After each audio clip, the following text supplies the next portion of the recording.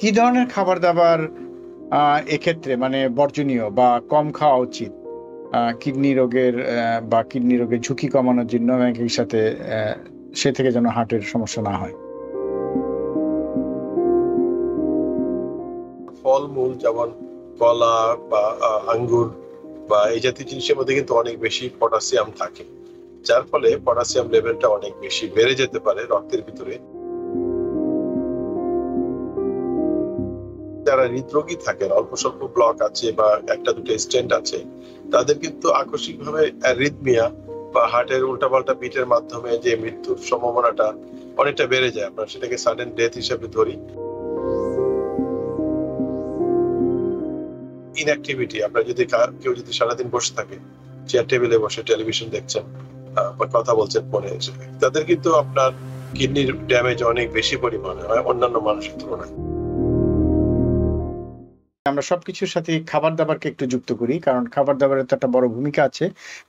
বিশেষ করে কিডনি রোগের ক্ষেত্রে তো আরো বেশি এবং হার্টের রোগের ক্ষেত্রে আমরা হয়তো সে বিষয়টা আমরা জানি কম বেশি যারা সচেতন। আমাদেরকে একটু বলবেন কি ধরনের খাবার-দাবার এক্ষেত্রে মানে বর্জনীয় বা কম খাওয়া উচিত? কিডনি রোগের বা কিডনি রোগের ঝুঁকি কমানোর জন্য এবং একই সাথে সে থেকে যেন হার্টের সমস্যা না হয় সেজন্য।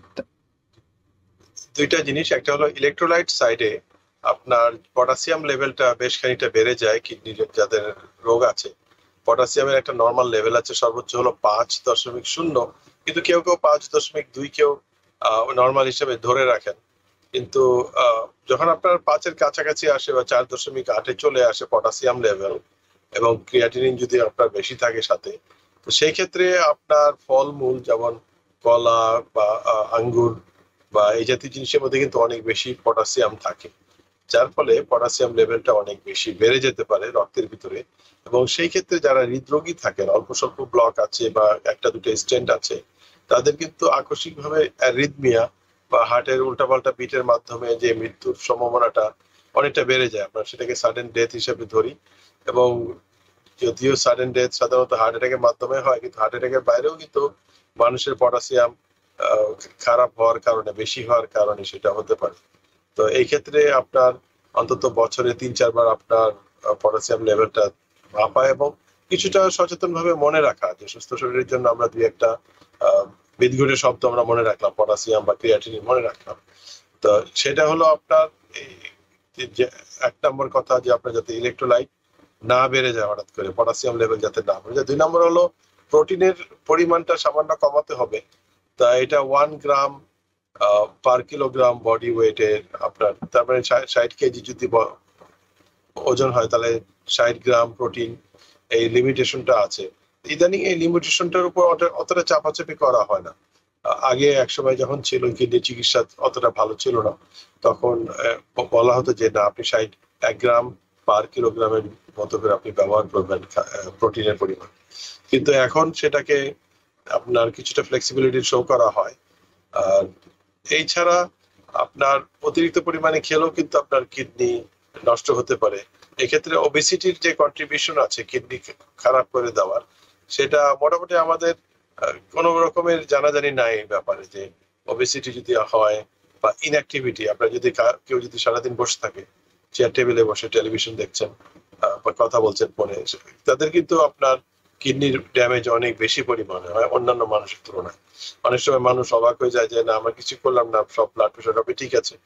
সো ল্যাক অফ এক্সারসাইজ, আরেকটা হলো ল্যাক অফ স্লিপ, এবং আপনার অনেক সময় ধরে একটা স্ক্রিন টাইম বেশি যদি থাকে, সেক্ষেত্রে আপনার কিন্তু কিডনির অবনতিটা অনেক বেশি দ্রুত গতিতে এগিয়ে যাবে। কিডনির একটা নর্মাল পারফরমেন্স লেভেল আছে, যে নর্মালটা যখন একটু খারাপ হয়ে যায়, সময়ের পরিক্রমায় সে খারাপ হওয়াটা কিন্তু বাড়তে থাকে।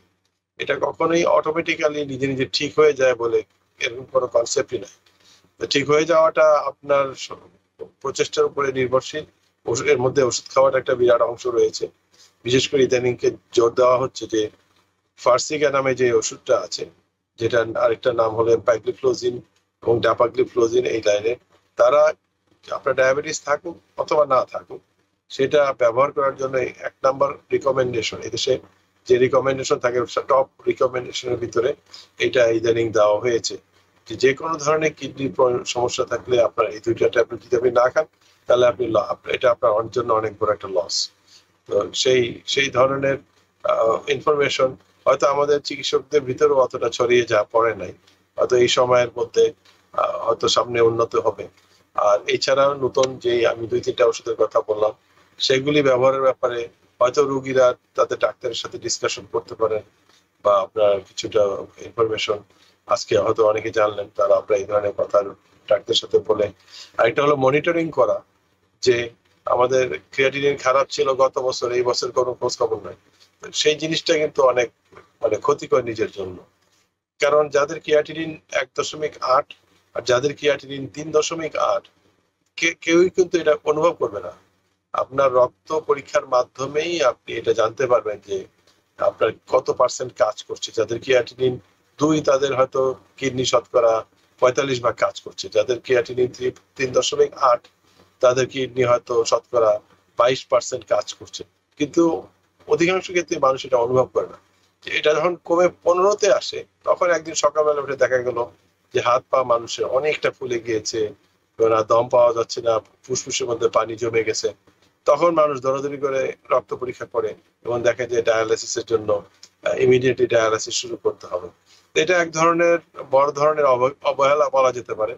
এটা মানুষের নিজস্ব একটা সিদ্ধান্ত যে সে তার নিজের শরীরের অঙ্গ প্রত্যঙ্গ কিভাবে সুস্থ রাখবে, কি রাখবে না বা রাখতে চায় না, সেটা আপনার ওইভাবেই দেখতে হবে। তবে প্রবাসে আমি এটাই বলি যে আপনারা যখন আসবেন বাংলাদেশ থেকে, তখন অন্যান্য মানুষের প্রতি নির্ভরশীল হওয়াটা এদেশে কিন্তু অতটা মানে সহজ না, কারণ সবাই জব করে এবং ডাক্তারের অ্যাপয়েন্টমেন্ট নেওয়া, অ্যাপয়েন্টমেন্ট পাওয়া এবং ইন্স্যুরেন্সের অ্যাডভান্টেজ, এগুলির কারণেই তো চিকিৎসা অনেক ক্ষেত্রে বাধাগ্রস্ত হচ্ছে ইদানিং, যেটা আমরা দেখছি। সেটাও একটা অনেক বড় ইস্যু হিসেবে দেখা যাবে সামনে। জি, অনেক ধন্যবাদ, অনেক ধন্যবাদ। তার মানে হচ্ছে যে খাবার দাবারের বিষয়গুলো খুবই গুরুত্বপূর্ণ এবং সেগুলো চিকিৎসকের পরামর্শ অনুযায়ী গ্রহণ করতে হবে, বিশেষ করে যাদের কিডনির সমস্যা আছে, এবং প্রত্যেকটা বিষয় এক্ষেত্রে গুরুত্বপূর্ণ। অনেক ধন্যবাদ ডাক্তার সিএম হাসান। এর মধ্যে আমি বলতে চাই যে কিডনির যে সমস্যাগুলো হয়, অনেক রকম রোগ আছে, আম, সেগুলো কিভাবে মানে যদি আরেকটু মানে বিস্তারিত বলেন যে সেই রোগগুলোর সাথে কিভাবে হার্টের সম্পর্কটা জড়িয়ে যায় বা হার্টের রোগটা জড়িয়ে যায়। হার্টের মধ্যে যদি আপনার এক্সিস্টিং রোগ থাকে, যে আপনার একটা স্টেন্ট আছে বা ব্লক আছে, আর এবং এই সময় কিডনি ভালো ছিল কিন্তু মাস 6 পরে দেখা গেল কিডনি অনেক খারাপ, তখন যেই ব্লকটা হার্টের ভিতরে আছে সেটা কিন্তু দ্রুত গতিতে অনেক খারাপের দিকে চলে যায় এবং অন্যান্য আর্টারির ভিতরেও আপনার ইনভলভমেন্ট হয়ে যায়। তো এই ট্রিগারটা আপনার কিডনির মাধ্যমেই কিন্তু হয়ে আসতেছে। তো সেক্ষেত্রে আপনার কিডনি চিকিৎসাটা যদি ভালো মতো করা যায়, তাহলে কিন্তু হৃদরোগের যেই মানে বেড়ে যাওয়াটা সেটা কমিয়ে ফেলা যেতে পারে। এবং সেক্ষেত্রে আপনার অনেক সময় ডায়ালাইসিসের যদি প্রয়োজন হয়ে পড়ে, মানুষ কিন্তু খুব কষ্ট করে ডায়ালাইসিস করে না, মানে শ্বাসকষ্টে আছে, ঘরে বসে আছে, তার অনেকটা দর কষাকষি চলে ডায়ালাইসিস জন্য। কিন্তু ডায়ালাইসিস করাটাও কিন্তু একটা ভালো বড় ধরনের চিকিৎসা। এটা মাথার ভিতরে রাখতে হবে যে ডায়ালাইসিস করলে মানুষের আপনার হৃদরোগের জন্য একটা সুবিধা আছে, এবং পরবর্তীতে আপনি একটা ডোনার পাওয়ার জন্য সময় পেয়ে গেলেন, বা চিকিৎসাটার কোয়ালিটিটা অনেক বেটার হয়ে গেল। আর নইলে আপনার আকস্মিক দুর্ঘটনা ঘটার সম্ভাবনা অনেক বেশি থাকে। আর এছাড়া আপনার ওষুধের ব্যবহার এবং ওষুধের মনিটরিং করা, যে আপনার কিডনিটা আপনার ভালো হচ্ছে কি খারাপ হচ্ছে, সেই জিনিসটা আপনার মনিটর করা, সেটা নিজ দায়িত্বে করা উচিত এই দেশে এসে। আর অন্যান্য যে সমস্ত রোগ বলা যেতে পারে, যে আপনার যদি থাইরয়েড ডাউন থাকে বা অন্যান্য এন্ডোক্রাইন অর্গান যদি খারাপ থাকে, সেগুলিকেও আপনার অনেক সময় চিকিৎসা করার মাধ্যমে, অথবা ভিটামিন ডির ঘাটতি থাকে। ভিটামিন ডির ঘাটতি কিন্তু আমাদের শতকরা 60 ভাগ মানুষেরই আছে। নর্মাল হলো 33 থেকে 100, আমরা প্রায় পাই 9 থেকে 10। এর কারণ হলো সূর্যালোকের সাথে আমাদের সম্পর্ক নাই, কিন্তু সেটার উপর নির্ভরও করা যাবে না এই দেশে। আপনাকে সাপ্লিমেন্টই খেতে হবে। 50,000 পাওয়ারের নিচে সাপ্লিমেন্ট দিয়ে আপনি কিন্তু কাজও করতে পারবেন না। অনেকে 2000 পাওয়ারের ভিটামিন ডি ডেইলি খাচ্ছেন এবং কোনো কাজ হচ্ছে না। এবং ভিটামিন ডি যদি আপনি ঠিক মতো লেভেল 33-এ না আনতে পারেন, তাহলে আপনার ডায়াবেটিস কিন্তু কন্ট্রোলে আসবে না, তখন ইনসুলিন দিয়ে আপনাকে কন্ট্রোল করতে হবে। আপনি যদি এর মধ্যে আবার ভিটামিন ডি দিয়ে 50,000 পাওয়ার সপ্তাহে একটা করে দিয়ে আপনি যদি কমিয়ে ফেলেন, ভিটামিন ডি লেভেলটা আপনি বাড়িয়ে দেন, তাহলে দেখা গেল যে আপনি ইনসুলিনের পরিমাণ কমে যায়। তো এই জিনিসটা হয়তো মানুষের মধ্যে ইনফরমেশনটা অতটা ক্লিয়ারলি নাই কারো ইনফরমেশনের ভিতরে, তখন ওই ক্ষেত্রে আমরা কিছুটা মানে ক্ষতিগ্রস্ত হচ্ছি আর কি। জি, অনেক ধন্যবাদ। নিউ ইয়র্ক থেকে সম্প্রচারিত TVN 24 টেলিভিশন, বিশ্বজুড়ে বাঙালির কণ্ঠস্বর।